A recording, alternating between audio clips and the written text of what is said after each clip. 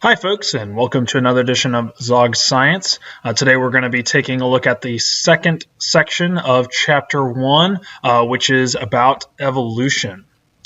So, evolution, as we saw at the end of the last video, it is the core theme of biology, and it helps to account for the unity and diversity of life on the planet. And we can look at evolutionary processes in order to explain why we have such a large diversity of life forms on Earth. So, a little bit of background. Scientists group diverse items, or basically diverse things, according to similarities and relationships with each other.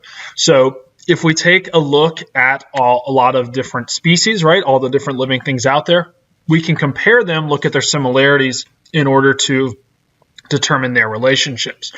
For a long time, it was mostly form and function that was used in order to do this grouping. So taking a look at how organisms look, what kinds of things do they do. But more recently, we assess relationships by looking at DNA sequences. And because of that, we've reevaluated our larger groupings of things. So currently, we divide life into three large domains. And these are the biggest kind of categories. That is the bacteria, archaea, and eukarya. Bacteria and archaea are both prokaryotes, which, if you recall, means they don't have a nucleus. And eukarya is all of the eukaryotic organisms. Eukarya is then broken down into three major multicellular kingdoms, along with one unicellular kingdom. We have the plantae, fungi, and animalia.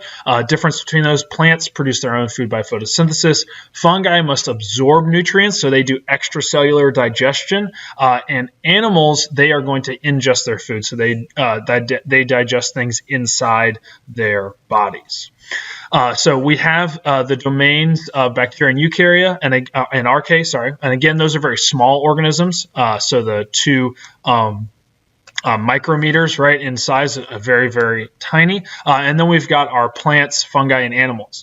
And the other one you see here are the protists. Protists are kind of interesting. They're a part of eukarya. They're typically unicellular or colonial, and they are kind of an early form of domain eukarya, and they are what evolves into animals, plants, and fungi. And we'll take a look at kind of how that process occurred more later in the year.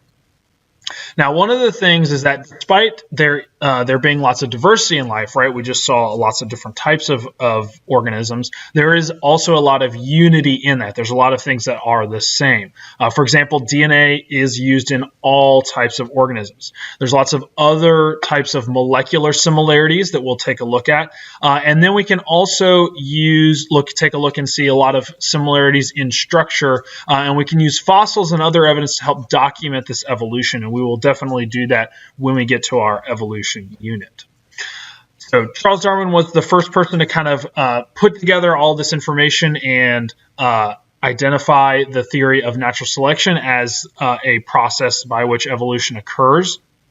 And basically, he made 2 points, which is that species show evidence of descent with modification. So you have organisms changing over time, and that natural selection is the mechanism behind this descent with modification. And so Darwin's theory helps to basically put together the ideas of the unity and diversity. You have all these different organisms that came from one thing, and they have diversified into different types of organisms. And we can see that with birds, right? Birds are very similar. They have very similar structures, but they also have lots of differences, as is evidenced by even just these three examples.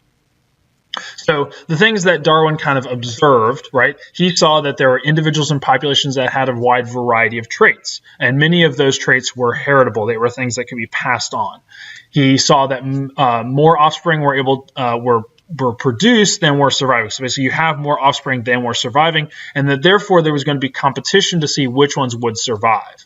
And then finally, he saw that species generally suit their environment.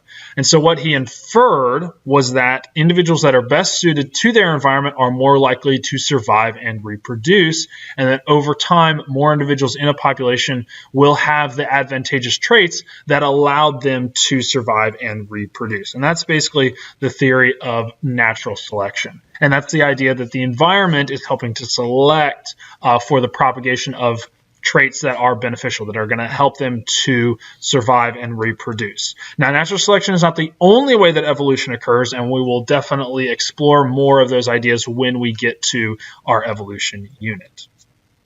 So just to kind of take a look at an example of this, right? We have a population with varied inherited traits. So we've got these beetles here, a variety of different colors. Then we have a